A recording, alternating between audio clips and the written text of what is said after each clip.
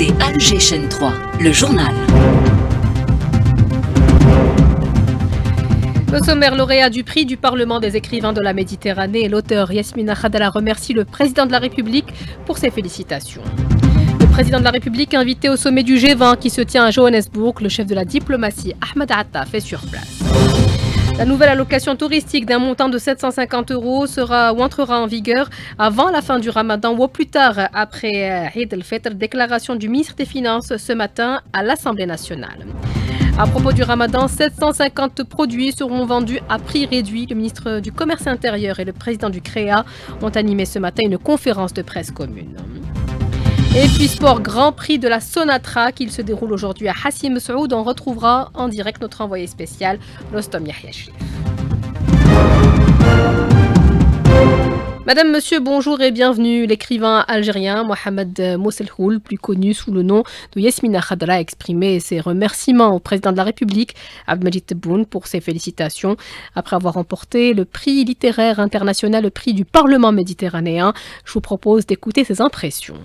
C'est la première fois qu'un président de la République me félicite et je trouve ça, c'est très gentil de sa part et aussi c'est un signal qu'il va falloir accentuer pour que tous les artistes algériens et les intellectuels algériens se sentent moins seuls. Ne se croira pour cette attention. Nos intellectuels ont besoin de ça. Oh, merci beaucoup, Monsieur le Président, pour vos félicitations. Ça me touche vraiment. Qu'est-ce que le prix du Parlement méditerranéen? Linda Bouhadma nous en dit davantage. Yasmina Khadra est le tout premier lauréat de ce prix. Cette récompense distingue les auteurs les plus influents de la littérature contemporaine. Créé à Madrid en 2019, le prix du Parlement des écrivains de la Méditerranée est né d'une ambition forte, celle de rassembler écrivains, journalistes et personnalités du monde de la culture autour d'un projet commun, une Méditerranée heureuse. Ce prix a vu le jour grâce à l'engagement de l'Algérien Bouziane Ahmed Rouja, journaliste, docteur en sociolinguistique et auteur du rêve volé de Makeda, Nathalie Kohl, impliquée dans des projets humanitaires auprès de l'UNICEF, et Omar Berada, écrivain et plasticien. Yasmina Khadra a été choisi parce qu'il aborde dans ses romans des thèmes universels comme le dialogue interculturel, les conflits sociaux et la question de l'identité. Son prix est une opportunité rare de questionner le rôle de la littérature dans le rapprochement des cultures méditerranéennes. Le président de la République, Abdelmajid Tebboune, a mis fin hier aux fonctions du wali de Rolizane, Sami Medjoubi, remplacé par Kamel Berkane. Le président a aussi opéré un mouvement dans le corps des secrétaires généraux de Wilaya sur proposition du ministre de l'Intérieur. 14 cadres ont été promus secrétaires généraux, 4 secrétaires généraux mutés vers d'autres wilayas et il a été mis fin aux fonctions de 6 autres. Chargé par le président de la République, Abdelmajid Tebboune, le ministre des Affaires étrangères, Ahmed Attaf, participe à Johannesburg à la réunion ministérielle du G20 sous la présidence de l'Afrique du Sud. Le président de la République a reçu une invitation pour prendre part à ces travaux de son homologue de l'Afrique du Sud, Cyril Ramaphosa. Le Ramadan égale baisse des prix cette année. Le ministre du Commerce intérieur et le président du CREA, le Conseil du renouveau économique algérien, ont animé ce matin une conférence de presse commune concernant l'initiative des opérateurs en la matière. 750 produits sont concernés par cette mesure. Hakima Kamal. La campagne de solidarité Ramadan a été lancée ce matin par le CREA à la SAFEX, associant plusieurs opérateurs économiques dans l'agro-industrie, l'agroalimentaire et d'autres produits domestiques ou de large consommation. 700 produits touchés par la réduction des prix et leur disponibilité sur les marchés et les étalages des commerces. Un double appel est lancé par le CREA, Kamel Moula, une demande de mobilisation plus accrue des producteurs et une responsabilité et le sens du civisme de la part des consommateurs afin qu'ils évitent les surstocks qui sont à l'origine des pénuries de la spéculation. Kamel Moula, président du CREA. Aujourd'hui, on est présent avec un nombre important d'opérateurs économiques. Sur la solidarité Ramadan, donc ce qui était une réussite l'année passée.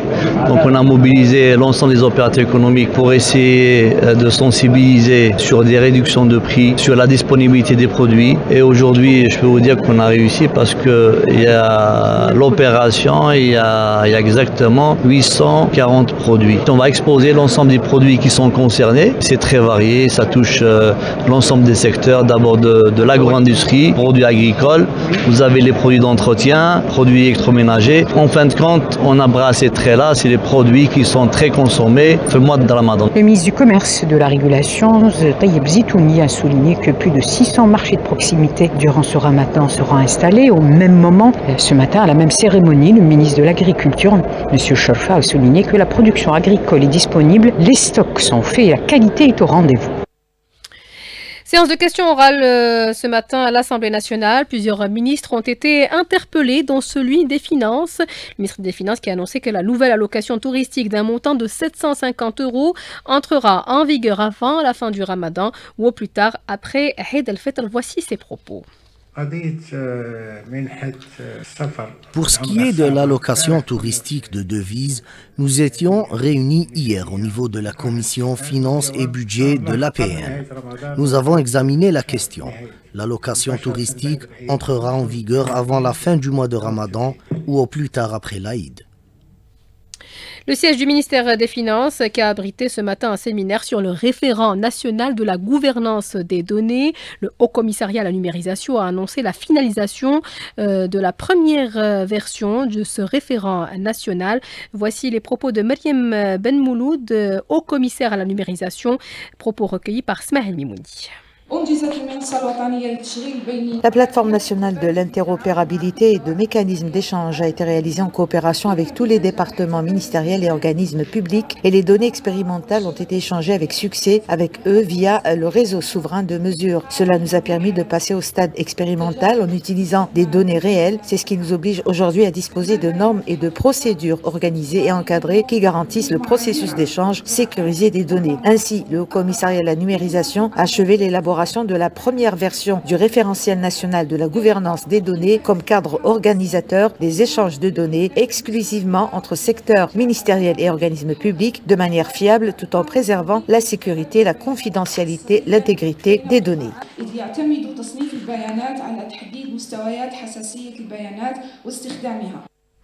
La sécurisation des données, véritable talon d'Achille des entreprises qui activent sur le net.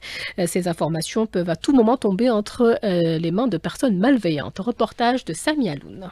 Petites ou grandes entreprises peuvent améliorer leur productivité en exploitant plusieurs types de données, avec le déploiement par exemple de systèmes de gestion intégrés. L'objectif étant d'aider ces entreprises à relever le défi de la numérisation. Habib Beyaoui, directeur de Skytech, spécialisé dans l'accompagnement des entreprises lors de leur transformation numérique. On essaie de les accompagner pour maximiser donc leur efficacité opérationnelle et surtout sécuriser leur périmètre. Le premier conseil, c'est peut-être un cliché, donner l'exemple en sensibilisant parce que les risques sont énormes. Donc si vous avez des employés ou bien des collaborateurs qui ne sont pas sensibilisés quant aux bonnes manières ou bien une bonne hygiène de cybersécurité, et ça va toujours dans le sens d'augmenter la productivité. Protéger les données privées ou confidentielles, c'est aussi s'assurer de la protection physique des différentes cartes biométriques pour éviter leur falsification ou une quelconque utilisation frauduleuse. Rafik Younsi, directeur technico-commercial au sein de la société HB Technologies.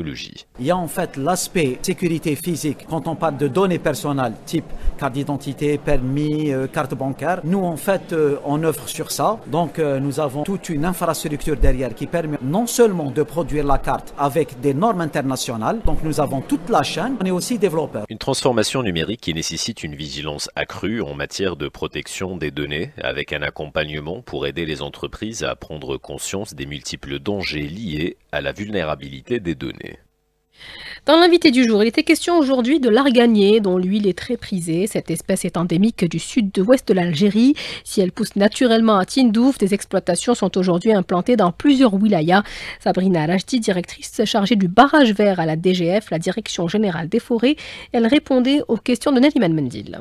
La stratégie nationale, le programme en cours de son développement in situ et ex situ. Quand je dis in situ, ça veut dire au niveau de son aire d'origine, donc au niveau de la wilaya de Tindouf, où il y a 80 hectares comme programme de réalisation. Ils sont qu'à 60% de leur objectif, 50 hectares réalisés et il y a 30 hectares qui sont en cours pour cette année, pour cette campagne. Nous avons pour cette campagne 2024-2026 un objectif de 184 000 plants à mettre en terre, donc c'est l'équivalent de 1000 hectares, à travers travers les 6 wilayas, à travers les 3 structures du secteur de l'agriculture, de développement rural et de la pêche, donc à savoir le programme des forêts, programme des services agricoles et les unités de reproduction, donc les ex-fermes pilotes qui ont été orientées à développer les espèces oléagineuses dans l'arganier également. En bref, à l'étranger, la terre de Palestine n'est pas à vendre et nous ne céderons aucun centimètre du territoire, que ce soit de Gaza ou de Cisjordanie occupée. C'est ce que nous pouvons lire dans le communiqué qui a sanctionné la réunion du comité central du Fatah. Ce sont là les propos du président Mahmoud Abbas. Un mini-sommet arabe se tiendra demain à Riyad pour discuter d'un plan visant à répondre à une proposition de Donald Trump d'une prise de contrôle américaine de Gaza et d'un déplacement de sa population vers la Jordanie ou encore l'Égypte. Le représentant du Front Polisario à New York dénonce la visite d'une ministre française dans les territoires occupés sahraouis, ce qui ouvre un nouveau chapitre dans l'agression que subit le peuple sahraoui et une violation supplémentaire du droit international. Sidi Mohamed Ammar ajoute que la France a toujours soutenu l'occupant marocain, que ce soit sur le plan diplomatique, politique ou encore militaire. Une position contraire à ses responsabilités en tant que membre permanent du Conseil de sécurité. Le Conseil de sécurité de l'ONU qui se réunit demain, plutôt aujourd'hui, pour une séance d'information publique et des consultations à huis clos sur la situation qui prévaut en République centrafricaine. On arrive au sport. Hamza Rahmouni, bonjour. Bonjour Siham. Et on commence avec le Grand Prix de la Sonatrach. Tout à fait. Après le Tour d'Algérie 2025, place au Grand Prix de la Sonatrach qui se déroule à Hassim Saoud en célébration de la proclamation de la nationalisation des hydrocarbures le 24 février 1971. Pour avoir plus de détails, on retrouve en direct avec nous de Hassim Saoud, Anstom Yahya Sharif. Anstom, bonjour. Bonjour Hamza, bonjour Siham. Alors après 2 tours ici au niveau de Hassim Saoud, l'avantage est toujours en faveur des cyclistes de la formation continentale, Madal Pro Cycling Team, avec en tête de course le maillot jaune qui a gagné le maillot jaune cette année, Hamza Ammari, en compagnie de ses coéquipiers Hamza Yassine, Azdin Agab et Youssef Reguigui. Et derrière, après 1 minute 41, on retrouve le groupe des poursuivants jusqu'à présent pour ce 2e tour du Grand Prix de la Sonatrach. Je rappelle, c'est 4 tours de 28 km pour un total de 112 km au final. Merci Anstom Yahya Sharif pour tous ces détails. Le football avec la suite de la Ligue 1. Tout à fait, la 17e journée avec un match prévu cet après-midi à 16h45 à huis clos. Il opposera l'Entente de Sétif au Shabab Agadi de Belouizdad, match qui se déroulera au stade du 8 mai 45 donc de Sétif. Et le dernier match de cette 17e journée se jouera le dimanche 23 février à 20h au stade du 5 juillet, mettant en prise le Parado AC au Mouloudia d'Alger. Cette rencontre était prévue pour ce soir avant qu'elle ne soit reportée au dimanche. Et direction Tizi Ouzou pour terminer, pour parler cinéma avec notre correspondant permanent sur place, Mohamed Haouchin.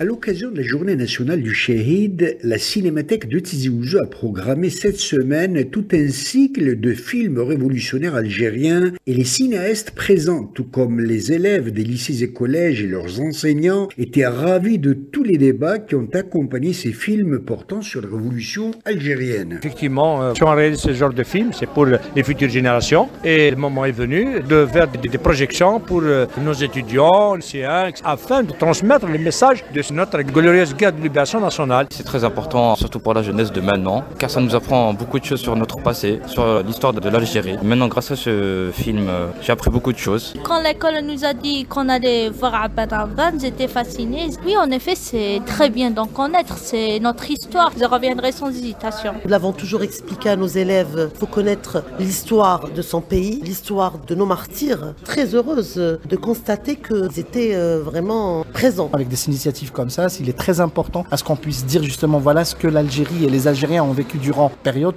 donc il est à ce qu'ils puissent voir aussi quelles sont les figures emblématiques qui ont pu réfléchir à tout ça, qui ont pu accomplir tout ça. En tout cas, la Cinémathèque de Tizi Ouzou a promis de renouveler ce genre de rencontres cinématographiques. Tizi Ouzou, Mohamed Haouchin pour Alger 3.